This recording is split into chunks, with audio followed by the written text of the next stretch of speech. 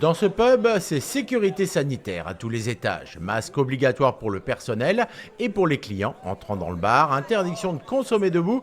Pas toujours facile à gérer, certains rechignent. Un autre problème monte en puissance. On essaye de les éparpiller en leur disant voilà, il y a le voisinage, nous on arrive à virer la terrasse, quoi, clairement.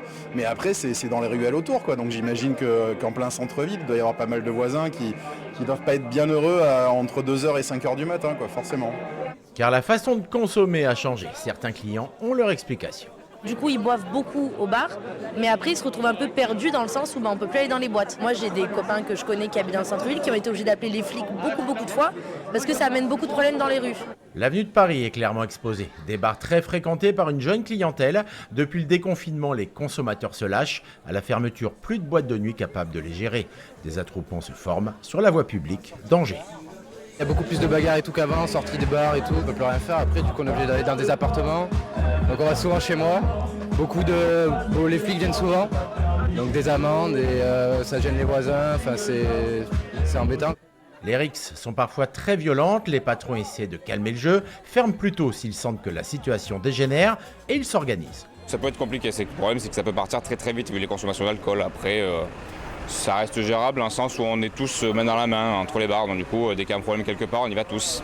On va même prendre un vigile en plus pour sécuriser l'avenue.